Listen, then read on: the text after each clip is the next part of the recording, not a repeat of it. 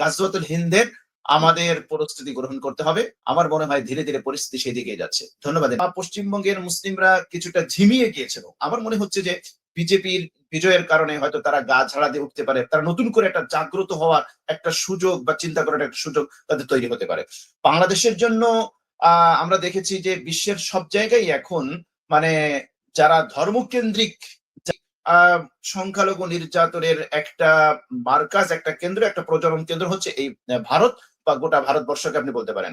এখন পশ্চিমবঙ্গে নতুন করে যে বিজেপি ক্ষমতায় এসেছে বা ক্ষমতায় আসছে, তারা বিজয়ী হলো, এটা পশ্চিমবঙ্গের মুসলমানদের জন্য বিশেষ করে খুবই একটা দুর্ভাগ্যের সংবাদ, একটা খারাপ সংবাদ। যদিও রাজনৈতিক উত্থান পতন হবে, 15 বছর পর্যন্ত একটা দল ক্ষমতায় ছিল, হয়তো অনেকে চেয়েছে তাদের পরিবর্তন, কিন্তু বিজেপি ক্ষমতায় আসার পিছনে এখানে মুসলমানদের ভিতরে একটা অনৈক্য। আপনারা জানেন যে মুসলমানদের মধ্যে কিছু নতুন নতুন দল তৈরি হয়েছে, তারা তৃণমূলের কিছু ভোট তারা নিয়েছে, তারা যার কারণে বিজেপিকে ক্ষমতায় আসতে এটা অগ্রণী ভূমিকা পালন করেছে। আমরা এখানে দেখতে পাবো যে মুসলমানদেরকে নানাভাবে এখানে হয়রানির শিকার করা হবে। আপনারা জানেন যে তাদের যে নাগরিকত্ব আইন যেটা করা হয়েছে, সেখান থেকে বহু মুসলমানদেরকে তারা উদ্বাস্তু করার জন্য, রোহিঙ্গা করার জন্য তারা একেবারে সবকিছু বন্দোবস্ত করে ফেলেছে। অটোমেটিকলি আপনারা জানেন যে শুভেন্দু অধিকারী, যে কট্টরপন্থী কট্টর হিন্দুত্ববাদী যে বিজেপি নেতা, তার যে উগ্র বক্তব্য, তার যে সন্ত্রাসী বক্তব্য, এটা আপনারা বহুবার শুনেছেন। তারা সেখান থেকে মুসলমানদেরকে উৎখাত করবে, বাংলাদেশ ঘেরাও করবে, বাংলাদেশে তারা আক্রমণ করবে, আরো কত কিছু। তবে বাস্তবতা হচ্ছে প্রত্যেকটা জিনিসের একটা শেষ আছে। আমরা মনে করি যে এই যে বিজেপির উত্থান, এটা হয়তো মুসলমানদেরকে নতুন করে চিন্তা করতে, মুসলমানদেরকে নতুন করে জাগ্রত হওয়ার একটা সুযোগ তৈরি করবে, আমি যেটা মনে করি। এবং যদি সত্যিকার অর্থে বিজেপির মধ্যে আসলে তো রাজনৈতিক দূরদর্শিতা ওইভাবে নেই, তারা হিন্দুত্ববাদীকে বা ওই গেরুয়া ওই যে কালচার, এটাকে পুঁজি করেই তারা ক্ষমতায় টিকে আছে। এবং যেহেতু ওখানে সংখ্যাগরিষ্ঠ হিন্দু জনগণ, তাদের গণতুষ্টি করেই বিজেপি ক্ষমতায় টিকে আছে। এখানে আমি যেটা বলতে চাই সেটা হচ্ছে যে পশ্চিমবঙ্গের বড় একটা ফ্যাক্ট হচ্ছে মুসলমানরা, 34% ভোট তাদের। বিজেপি যদি চিন্তা করে, রাজনৈতিকভাবে চিন্তা করে, তাহলে অবশ্যই মুসলমানদেরকে তাদেরকে মূল্যায়ন করা উচিত, মূল্যায়ন করতে হবে।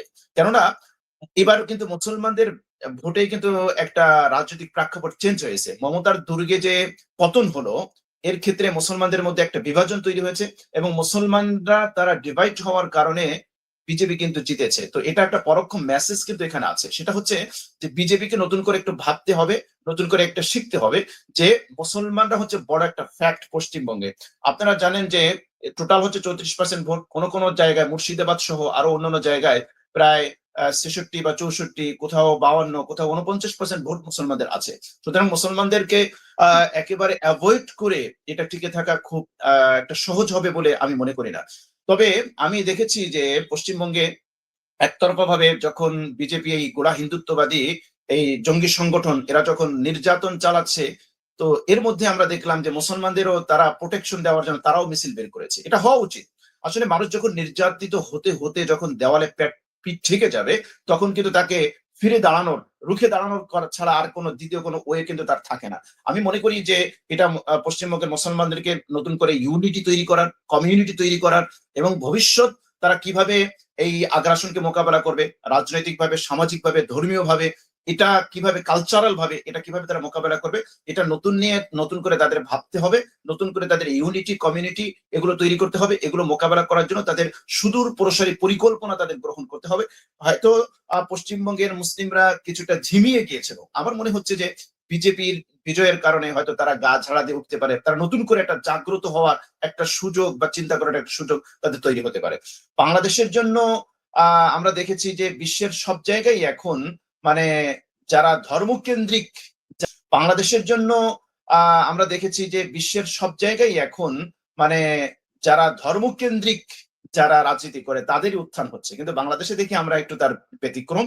যে এখানে দেখি শুধু চেতনা আর সেকুলার এদিকেই তাদের সব ঝোঁক এবং আমরা শুধু ওদিকেই ধাবিত হচ্ছি।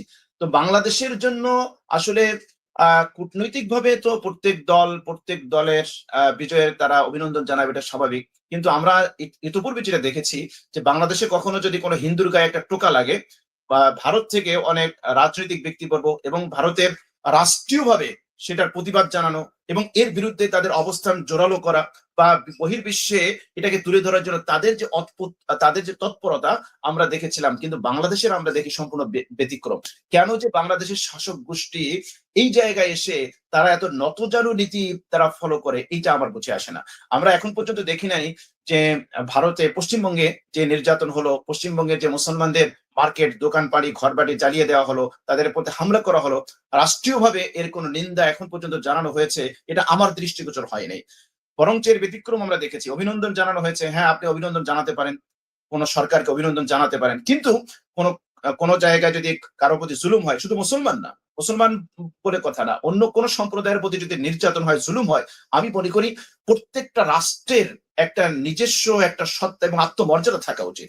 আমাদের যে পলিসি মেকার যারা করেন বা পলিসি মেক যারা করেন বা পলিসি তৈরি করেন, আমাদের পররাষ্ট্র পলিসি এত নতজানু হলে এই বর্তমান বিশ্বে টিকে থাকা মনে হয় খুব কঠিন হয়ে যাবে। আমাদের পররাষ্ট্র পলিসি মনে হচ্ছে একেবারে ভঙ্গুর, একেবারে দুর্বল। আমরা মনে হচ্ছে যে আমরা গোলাম, এরকম একটা পররাষ্ট্রনীতি আমাদের মনে হয়। আমরা যে নিজের পায়ে দাঁড়াবো, স্বনির্ভর হব, আত্মমর্যাদায় বলিয়ান হয়ে আমরা টিকে থাকবো, এরকম দৃশ্যগুলো আমরা দেখতে পাই না। সুতরাং আমরা মনে করি যে অবশ্যই আমরা সরকারকে আমরা দাবি জানাচ্ছি, জোর দাবি জানাবো যে অবশ্যই আমাদের পার্শ্ববর্তী মুসলিমদের উপরে যে নির্যাতন হচ্ছে রাষ্ট্রীয়ভাবে এর প্রতিবাদ জানানো উচিত এবং প্রতিবাদ জানাতে হবে। যেহেতু আমরা সংখ্যাগরিষ্ঠ মুসলিম এবং আমাদের প্রতিবেশী, আমাদের ভাই, তাদের উপর নির্যাতন চালানো হচ্ছে, রাষ্ট্রীয়ভাবে এর নিন্দা এবং এর প্রতিবাদ জানানো উচিত।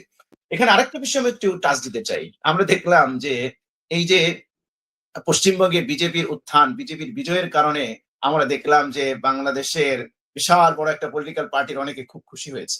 তারা মনে করতেছে যে মনে হয় এই শুভেন্দু অধিকারী তার যে বক্তব্য দিয়েছিল যে এখনো বাংলাদেশের পতিত সরকারের প্রধানমন্ত্রী, তিনি বাংলাদেশের প্রধান, এখনো বৈধ প্রধানমন্ত্রী, তাকে ফিরিয়ে আনবে। আমার মনে হয় এই অনুসারীরা সেই দিবার স্বপ্ন মনে হয় তারা দেখছে, এজন্য দেখলাম যে খুশির বন্যা বয়ে যাচ্ছে। আমি মনে করি যে এই শুভেন্দু অধিকারী তার বক্তব্য আমরা ইতিপূর্বেও শুনেছি, বহুবার শুনেছি। আমার কাছে মনে হয় যে তার বক্তব্যকে বড় জন, আমার কাছে যেটা মনে হয় যে গুলিস্তানের যারা হকার আছে, যারা বিক্রি পণ্য প্রোডাক্ট সেল করার জন্য নানা মুখরোচক কথা বলে, এই শুভেন্দু অধিকারী ও তার ভোট ব্যাংক বা তার রাজনৈতিক একটু শক্তিশালী হওয়ার জন্য বা হিন্দুত্ববাদী যারা সংগঠন আছে, আরএসএস আছে, তাদেরকে কাছে নিয়ে তার স্বার্থ সিদ্ধির জন্য সে রাজনৈতিক কার্ড খেলে।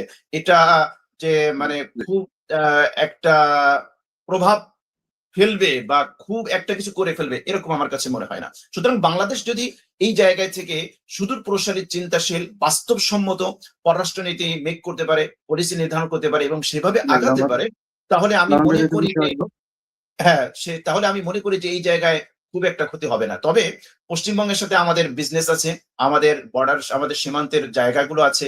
সেই জায়গায় কিভাবে পরবর্তীতে আমরা হ্যান্ডেল করব, আমাদের পররাষ্ট্রনীতি কিভাবে হবে, আমরা বৈদেশিক নীতি কিভাবে পলিসি কিভাবে তৈরি করব এবং আমরা এইটা কিভাবে হ্যান্ডেল করব, এখানে বড় একটা দেখার বিষয়। কারণ এটা আমাদের অর্থনীতিতে বড় প্রভাব বিস্তার করতে পারে। কেননা আমরা দেখেছিলাম যে বিজেপি সরকার সীমান্ত বন্ধ করে দিয়েছিল। তো পরবর্তীতে তারাই পশ্চিমবঙ্গ ক্ষমতায় আসছে। এখানে যদি সীমান্ত বন্ধ করে দেওয়া হয়, তো অর্থনৈতিকভাবে যখন আমাদের পণ্য সেখানে না যাবে, তাদের পণ্য আমাদের এখানে না আসবে, একটা ধাক্কা আসতে পারে। তো এটাও আমাদের মাথায় রাখতে হবে। সবকিছু মিলিয়ে পরিস্থিতি খুব একটা ভালো মনে হচ্ছে না। মুসলমানদের নতুন করে জাগতে হবে এবং নতুন একটা জাগরণ সৃষ্টি হবে। আমার মনে হচ্ছে যে পশ্চিমবঙ্গের মুসলমানরা তাদের নতুন করে চিন্তা করা, নতুন করে জাগ্রত হওয়ার একটা সুযোগ এসেছে। সেটা যদি তারা ঠিকমতো কাজে লাগাতে পারে, ভবিষ্যতে তাদের ভালো হবে। আর সর্বোপরি আমাদেরকে গাজওয়াতুল হিন্দের আমাদের প্রস্তুতি গ্রহণ করতে হবে। আমার মনে হয় ধীরে ধীরে পরিস্থিতি সেদিকে যাচ্ছে। ধন্যবাদ।